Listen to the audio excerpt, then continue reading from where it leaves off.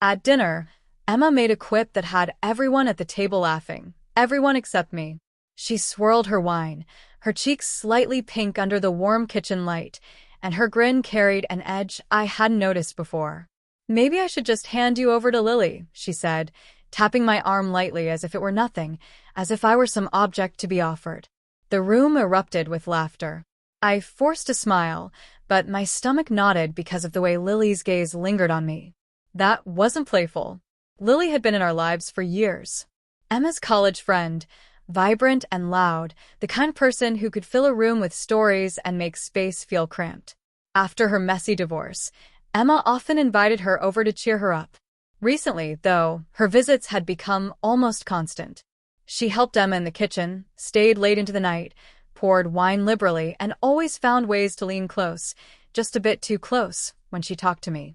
That night, something shifted. Laughter faded, dishes clinked, and Emma excused herself upstairs. Lily remained, drying a glass at the sink. "You know," she murmured softly, "your wife's jokes aren't always jokes." Her voice was teasing but carried a weight I couldn't ignore.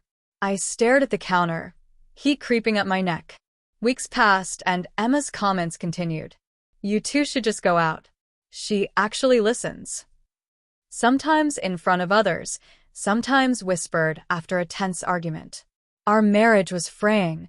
Long hours at work, endless scrolling through phones, the cold distance in her replies.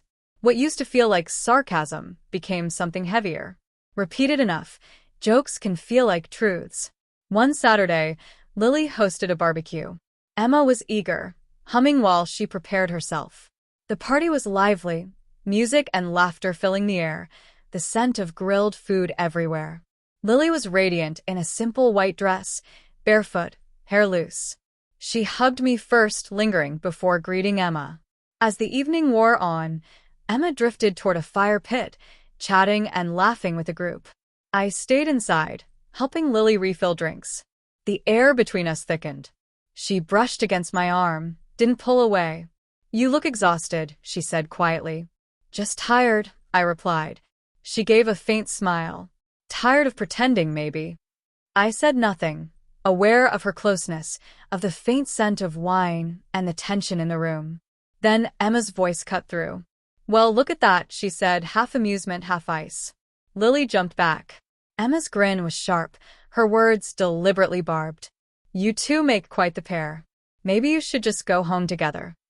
Laughter erupted from nearby guests, awkward and unsure. Emma's eyes, though, were hard, challenging. Something inside me snapped. "Maybe I will," I said calmly. The laughter stopped. Emma froze. "What?" she whispered. "You've been saying it for months," I replied evenly. "Maybe it's time I take you seriously." The room felt empty. Music faded into the distance. I set my drink down, nodded at Lily, and walked to the door. Emma didn't stop me. She just stood there, stunned, quiet. Lily followed. Halfway down the street, she asked, "You weren't serious, were you?" I exhaled. "I don't know." She studied me, then murmured, "Maybe you should be." That night, I didn't return home. I checked into a small hotel near the coast, staring at the ceiling, replaying every word, every jab. I didn't love Lily. I didn't even want her. I wanted something else, my dignity, my sense of self that Emma's constant mockery had chipped away. The next morning, my phone was flooded with missed calls and messages. None said come back, only passive-aggressive comments, snide remarks. One text from Emma froze me. "You actually left. Didn't think you had it in you." Shock and contempt wrapped in 4 words.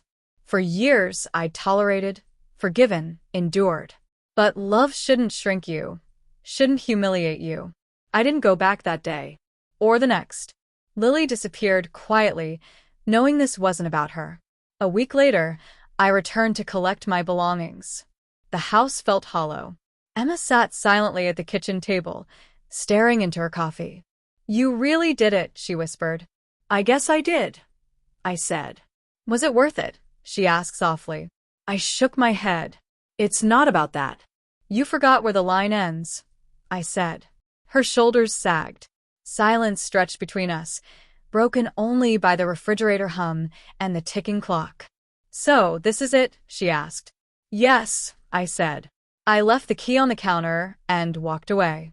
No yelling, no tears, no dramatic gestures. Just the quiet understanding that some doors, once pushed open too,